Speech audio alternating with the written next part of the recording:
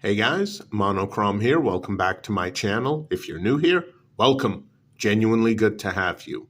Okay, today I'm coming at you with a marbles product. No, not a classic marbles product from the early 20th century. Sorry. Those things are a bit pricey nowadays, especially in really good condition. And yeah, marbles. Founded in 1898, originally making axes. Very well known, traditional American knife company. And yeah, this is not one of their products. Well, technically it is. It's an example of something I've talked about in the past on my channel. When a traditional American company that has been around for decades goes out of business, every asset gets sold off, including the name. Now, this never made much sense to me until I figured out what was actually going on. Why would a different company buy the name of a defunct American company? Why? Well, it's simple. They're not buying the freaking name. Technically, they are. Legally, they are. In reality, they're actually buying the fantastic reputation behind the name. They can legally take the name and put it on a bunch of crappy products, sell it to the public, and the masses are going to be like, oh, I know that company. Dad's favorite pocket knife was made by them. Quality, American-made company. Yeah, this is great. I'll buy. And usually what you get, let's see. Oh, look, China. Yeah. You get a company, sometimes one based in America, that will buy the name and then they will subcontract out to a Chinese factory and say, hey, make this product for us and slap this name on there. It's basically a form of legalized fraud. That's what it is. And sorry, guys, this particular knife, which is a very large toothpick pattern, you don't normally see those. Toothpick pattern traditional knives tend to be quite small, quite tiny. But yeah, this is a large toothpick pattern traditional knife. I wanted one in my collection because I didn't have it. And, well, this particular modern-day marbles company is definitely emphasizing the fact on the box that the handle material is made from ram's horn. And here's the knife. Now, this is a very large toothpick pattern. And in fact, when you open it, ram horn right on the blade. I mean, yeah, they want you to know that this is ram's horn as the handle material. So let's take a look at this horn handle material, ram's horn. Now, what does that look like to you? Well, to me, that looks like rotten wood. I mean, really badly rotted wood. This thing looks like,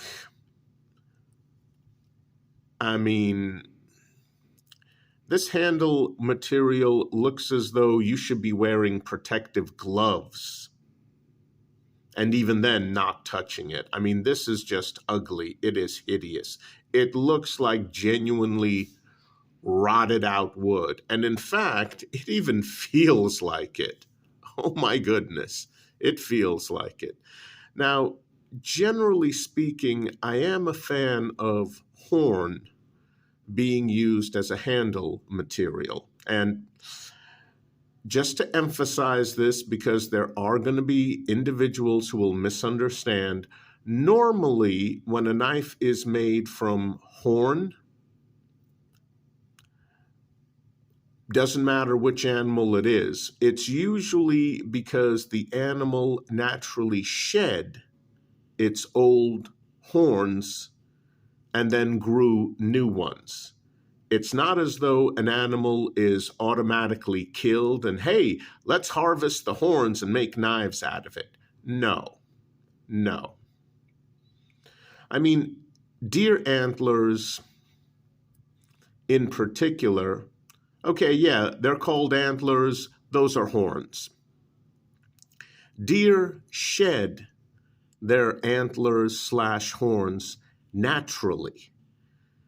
And you can walk by in the woods, and if you're fortunate enough to find them, yeah, pick them up. They make excellent handle materials for traditional magnifying glasses, knives, all sorts of things.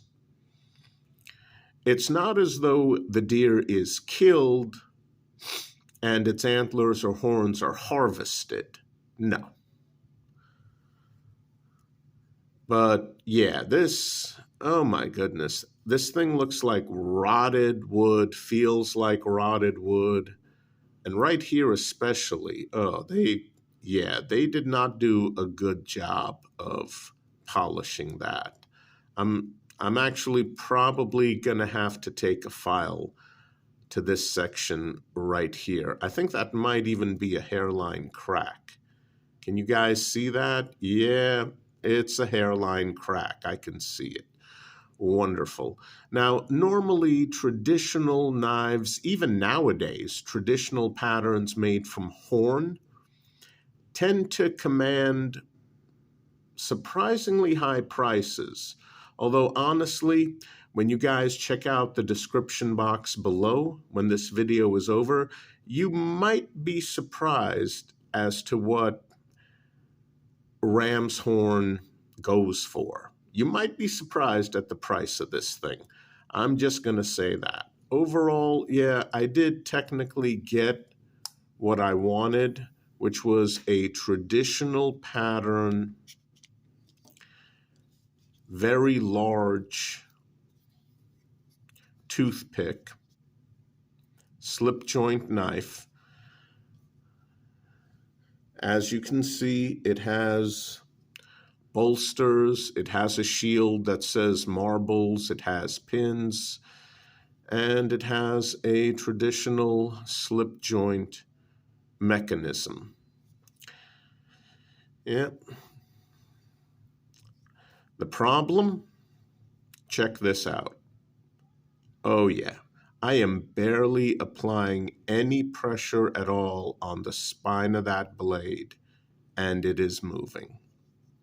Guys, whenever you buy a traditional slip joint knife, whether it's a Swiss Army knife or maybe something older, you want that slip joint mechanism to be stiff as hell. It's a safety feature. If your slip joint knife is very stiff, very difficult to open, that means it's going to be very stiff and difficult to close. Translation, it's less likely to slam shut on one of your fingers if you make a mistake while using it. Again, less likely.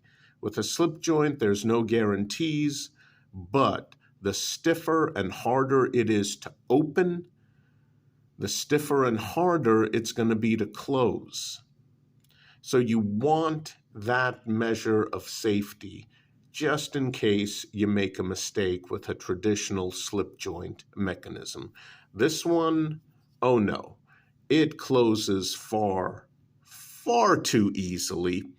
And I guess I shouldn't be surprised for, well, I can't really call it a marbles knockoff. Legally, the company that made this knife has every right to use the Marbles name, every right to call themselves Marbles, every right legally speaking. In reality, they just bought the name and they're trading on the reputation, which, in my humble opinion, is the worst form of legalized fraud that exists. But okay, it's not a knockoff. It is, legally speaking, a genuine modern-day marbles knife. And I guess I shouldn't be surprised as to how ridiculously easily this thing starts to close. It's also ridiculously easy to open. Overall, do I recommend this knife? No. Not overall.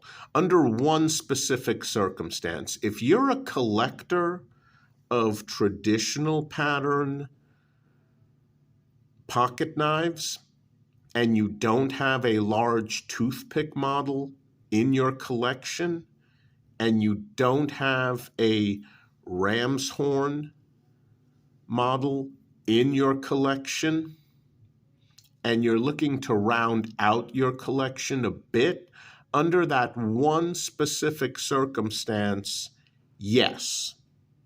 Yes. Because you're killing two birds with one stone. You're getting that large traditional toothpick pattern that is a bit uncommon, and at the same time, ram's horn. You are getting it. Although keep in mind, it is hideously ugly, in my humble opinion. It literally looks and feels like rotted wood. I mean, I hate to say it, but not all horn from all animals looks good on a knife. No. I mean, is it stable? Yes. Is it falling apart? No. Although, again, mine does have a hairline crack in it, so that's a little annoying. But, yeah, only under that circumstance, if you're that type of traditionalist collector and you're at the point where you want to round out your collection but maybe not spend an insane amount of money, this might be a good option for you. For me, this was a mistake. Yeah, I'm just going to be honest. This was a mistake. I figured, okay, I have a large traditional toothpick pattern, non-locking blade length a little bit longer than usual, but non-locking. It's a clip point, so it's asymmetrical. All good things. I mean, in a lot of jurisdictions, this knife would be surprisingly legal to carry. But yeah, this is extreme light duty only. I wouldn't even use this for like a medium duty chore. I wouldn't. Maybe slicing tomatoes for a sandwich. Maybe cutting a sausage into small pieces for a stew. Cutting string. This could probably tackle paracord, just as long as you're not cutting too much of it. But yeah, overall, a disappointment, and quite frankly, So is the brand new, technically perfectly legal Marbles Knife Company. I just haven't been impressed with modern day marbles at all. I'm sorry. No, this is not your grandfather's knife, or depending on your age, your great grandfather's knife. If you have a marbles knife that your grandfather or great grandfather used to own, hold on to it. That's a quality knife. This, no. You might be wondering what the blade steel is. Well, hold on a sec. Nope, that just says made in China. So yeah, no clue what the blade steel is. It's probably a very cheap one. Again, overall, not something I would recommend.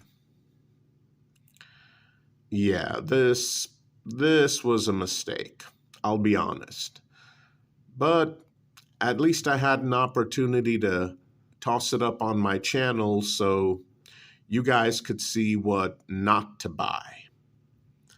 And yeah, when you're buying a knife and the engraving on the blade is emphasizing the handle material and the box itself is emphasizing the handle material, and clearly that's the most important thing, oh yeah. Yeah, that tells you you might want to avoid it. And this is definitely an avoid. As a matter of fact, with my so far somewhat limited experience with marbles, they do have a small hatchet that seems to work well. But everything else I've seen from the modern day Marbles Knife Company, just my opinion, probably best to avoid. Their small hatchet, it looks like a decent small hatchet. Other than that, yeah, you're going to want to give the current Marbles Company a wide berth. Try to avoid it as much as possible. All right, guys, that's it for today. I do hope you enjoyed the video.